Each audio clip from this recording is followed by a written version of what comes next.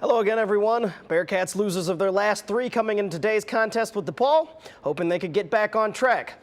But Mick and company were trailing by 2 at the half, so they'd need a comeback. DePaul, they didn't want to comply. Jamie Crockett here is going to get the ball and knock down the 3. He had 17. Then Brandon Young shows off his range from the right shoulder. That's good. Mick's still searching for answers. He can't seem to find them. Eventually he would, though, in the form of Yancey Gates, no less. Good hustle play back to get the putback on the missed free throw. Cats are in business. Casimir Wright stepped up late in this one, but it was perfect timing for Cincinnati. With the spot-up triple, count it, and the comeback was on. Sean Kilpatrick picked up the slack that Wright left, and he and Deion Dixon finished with 16. Cats get off the schneid with a 74-66 victory. I was really happy with our composure all night. It's just, as happy as I've been in a while about, as a coach, the things you preach, and the guys stayed calm throughout everything that was going on. And if this season was on life support for Xavier before today, Memphis may have just pulled the plug. The Musketeers needing every win they can get their hands on, taking on the Tigers. And it was the extra effort that Memphis gave that gave them the advantage. The Musketeers appeared to have things under control when they took a 10-point lead on this 2 Holloway three-pointer, but their offense went silent, and that horrendous defense, which has been the rule, not the exception, reared its ugly head once again. With the 72-68 loss, it's looking like the only way that Xavier can hope to make the big dance is by winning the A-10 tournament. Miami on the road at Ball State. This is Quentin Rollins on the break. He'll take it all the way himself for the lay-in. The Red Hawks heavy hitter, Julian Mavunga, this time down low. Defense all over him, but he gets the roll. Rollins again, this time with the triple. Miami takes one on the road in the MAC, 59-53. Number 1 Kentucky looking for their 15th straight victory. They'd have to go through the Gamecocks to get it. Not much of a problem, though, especially when you have the best player in the country. His name is Anthony Davis. Davis was his usual beastly self this game, finishing with 22 points, 8 rebounds, and 8 blocks. The Wildcats led 52-25 at the half. Davis still needs to shave that unibrow, but I guess it doesn't matter when you're winning. UK wins 86-52.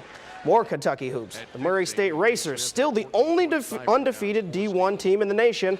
Not likely that the 3-win UT Martin would change that, but you never know. Latrice Mushat with the hoop and the harm. Mustangs lead 19-17. 21-19 Murray State when Isaiah Cannon picks his man's pocket and finishes it with the exclamation point. Nothing to see here. Murray State still undefeated.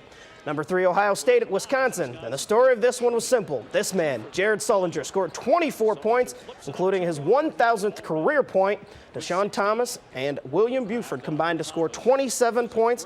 And the rest of the Buckeyes combined to score 7. Add that all up, and it gives you a 58-52 win for Ohio State. In-state rivals Purdue and Indiana going toe-to-toe tonight at Purdue. Interesting headgear for a basketball game. At any rate, Hoosiers up 21-16 when Jordan Hulls saves the ball from going out of bounds, and it eventually finds the hands of Will Sheehy. Sheehy is good from the top of the key, knocks that one down. This time, Hulls keeps it himself, beats his man on the switch, and hits the beautiful reverse lay-in high off the glass. Indiana pulls away late. They win 78-61.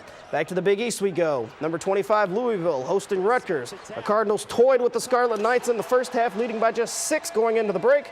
But after that, it was all business for the Cardinals as they easily dispatched Rutgers 78-66. Shane Behannon finished with 23 and 11.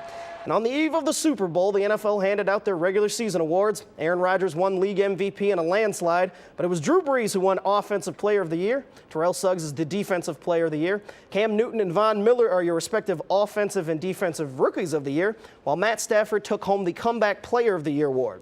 Head coach of the 49ers, who in his first season as head coach in the NFL led his team to the NFC Championship game, Jim Harbaugh, walked away with Coach of the Year honors. But most importantly, the league announced the 2012 Hall of Fame inductees, and they were headlined by former Patriots and Jets running back Curtis Martin. Martin, who is 4th on the all-time leading rushing list, is one of 6 new members to the Hall, including Chris Dolman, Cortez Kennedy, Willie Roaf, Dermotty Dawson, and Jack Butler.